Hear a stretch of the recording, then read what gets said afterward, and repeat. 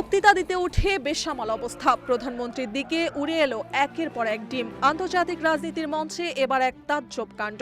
সংসদে বিরোধী দলের আইন প্রণেতাদের তুমুল হট্টগোল ও প্রতিবাদ তো নিয়মিত দৃশ্য, কিন্তু দেশের প্রধানমন্ত্রীকে লক্ষ্য করে ডিম ছোড়ার ঘটনা বিশ্ব রাজনীতিতে বেশ বিরল। কসোভোর সংসদে এবার ভারপ্রাপ্ত প্রধানমন্ত্রীর ওপর ডিম হামলার ঘটনা ঘটেছে। নিজ দল যখন অতীতে সংসদে কাঁদানো গ্যাস ছুড়ে ইতিহাস গড়েছিল, সেই প্রধানমন্ত্রীকে এখন নিজের সংসদে ডিম খেয়ে বক্তব্য থামাতে হলো। হট্টগোলের মুখে সংসদ অধিবেশন সাময়িক স্থগিত করেন স্পিকার। 8 আগস্ট কসোভোর সংসদে ভারপ্রাপ্ত প্রধানমন্ত্রী আলবিন কুর্তি বক্তব্য দিতে উঠলে বিরোধী আইন প্রণেতা টাইমা কাদরিজাই ডেস্কে দাঁড়িয়ে আপনার জন্য লজ্জা বলে চিৎকার করে তাকে লক্ষ্য করে একের পর এক ডিম ছোড়েন। ঘটনার পরও শান্ত থেকে কুর্তি বলেন, রাজনীতি ও সংলাপ চালিয়ে যেতে এমন পরিস্থিতির মুখোমুখি হতে হলে তিনি হাসি মুখে তা মেনে নিতে প্রস্তুত। 2018 থেকে 2015 সালে একই সংসদ অধিবেশন চলাকালীন এই ভিভি দলের সংসদ সদস্যরা স্পিকারের দিকে টিয়ার গ্যাস, কাঁদানো গ্যাস পর্যন্ত ছুড়ে মেরেছিলেন।